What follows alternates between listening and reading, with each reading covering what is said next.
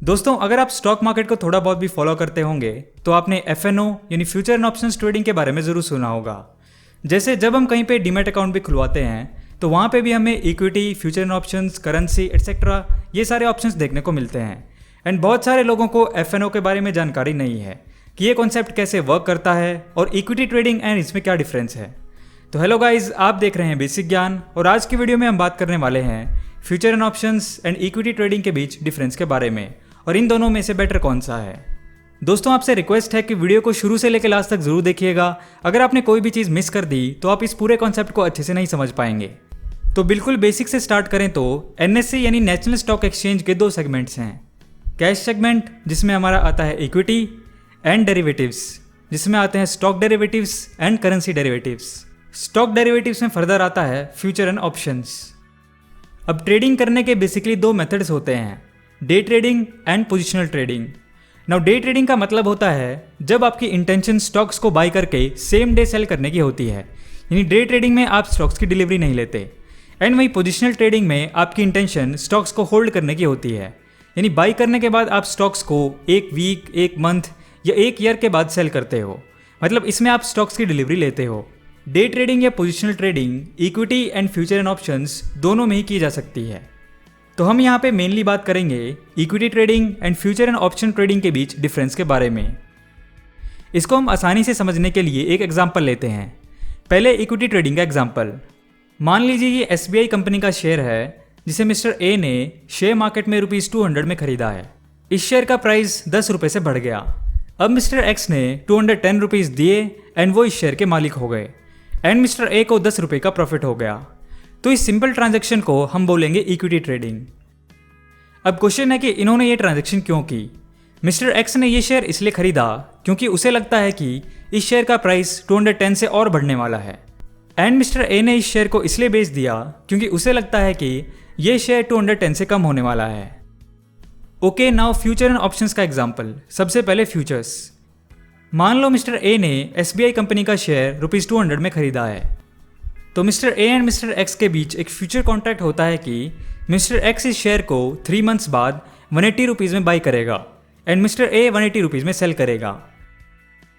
First question, why mister A agree to sell it for 180? इसके बहुत सारे reasons हो सकते हैं, जैसे मिस्टर ए को कोई बायर नहीं मिल रहा या उनके इंस्टिंक्ट्स कह रहे हैं कि इस शेयर की कीमत 3 मंथ्स बाद ₹160 होने वाली है, तो इसलिए अगर वो इसे 180 में भी सेल कर पाएँ तो उन्हें कम लॉस होगा। Why mister X agrees to buy it for 180? क्योंकि मिस्टर एक्स को ये लगता है कि 3 मंथ्स बाद इस शेयर को कोई ₹200 में खरीदेगा। अब ये तो हमारा हो गया फ्यूचर्स। अब आगे इसमें आता है ऑप्शन। सेम एग्जाम्पल में मान लो मिस्टर एक्स एक स्मॉल अमाउंट मिस्टर ए को टोकन के रूप में देते हैं, लेट से ₹20, ताकि मिस्टर ए वो शेयर अगले 3 महीने तक किसी और को सेल ना करें। अब यहाँ पे मिस्टर एक्स के पास ऑप्शन है कि या तो वो 3 महीने बाद डील के अकॉर्डिंग उस शेयर को ₹160 और देकर टोटल ₹180 में बाई कर लें या फिर उस डील को छोड़ दें। अगर वो इस डील को छोड़ देते हैं तो मिस्टर एक्स को अपने टोकन मनी का रिफंड नहीं मिलेगा। लेकिन क्वेश्चन ये है कि मिस्टर एक्स इस शेयर को अभी क्यों नहीं खरीद लेते? क्योंकि मिस्टर एक्स को अपनी रिसर्च के अकॉर्डिंग ये लगता है कि 3 मंथ्स बाद इस शेयर का प्राइस ₹200 से भी ज़्यादा होने वाला है और किसी कारणवश उनके पास अभी फिलहाल इस शेयर को खरीदने के पैसे नहीं हैं, इसलिए उन्होंने ऑप्शंस में डील किया है। और हाँ, मिस्टर ए कॉन्ट्रैक्ट होने के बाद अगर उन्हें कहीं और से चाहे शेयर के लिए अच्छी कीमत भी मिल रही हो, वो उसको 3 महीने तक बेच नहीं सकते। तो इस पूरे एग्जाम्पल को शॉर्ट में कहें तो जब हम प्रेजेंट में कोई ट्रांजैक्शन करते हैं तो उसे कहते हैं इक्विटी ट्रेडिंग, एंड जब हम फ्यूचर में ट्रांजैक्शन करने के लिए एग्रीमेंट करते हैं तो उसे हम कहते हैं future and options trading.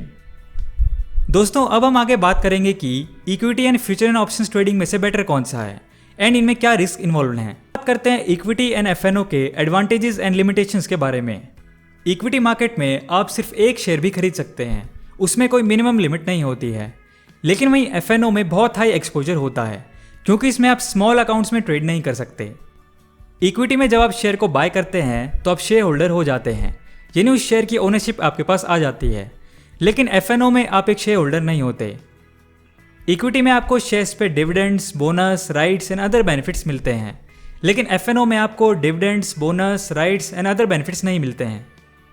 F&O generally traders के लिए ज़्यादा सूटेबल रहता है एंड वहीं equity market long term investors के लिए सूटेबल रहता है। एफएनओ ट्रेडिंग हाईली रिस्की होती है लेकिन इक्विटी ट्रेडिंग में लॉन्ग टर्म इन्वेस्टर्स के लिए इतना रिस्क नहीं होता। एफएनओ में आपको अपनी पोजीशन को सेल या स्क्वायर ऑफ करना पड़ता है, एंड वही इक्विटी में आप शेयर्स को लाइफ टाइम के लिए रख सकते हैं। इक्विटी ट्रेडिंग में आप शॉर्ट सेलिंग नहीं कर सकते हैं एक्सेप्ट फॉर इंट्राडे ट्रेड्स, लेकिन एफएनओ में आप कितने भी टाइम के लिए शॉर्ट सेलिंग कर सकते हैं, लेकिन with expiry date. And last, equity में आपको डिलीवरी ट्रेड्स पे कोई लेवरेज नहीं मिलता है, लेकिन फ्यूचर ऑप्शन में अपने अकाउंट में स्मॉल डिपॉजिट से भी लार्जर क्वांटिटी में बाय कर सकते हैं, डिपेंड ऑन योर ब्रोकर। तो ये थे दोस्तों basically equity and future options trading के बीच डिफरेंस। आज की वीडियो में इतना ही दोस्तों। अगर आपको ये वीडियो पसंद आया हो तो बेसिक ज्ञान को सब्सक्राइब करके बेल नोटिफिकेशन ऑन कर लें, ताकि आपको आने वाली वीडियोस की नोटिफिकेशन मिल जाए। और ऐसे ही ज्ञान से भरी वीडियोस के लिए देखते रहिए बेसिक ज्ञान।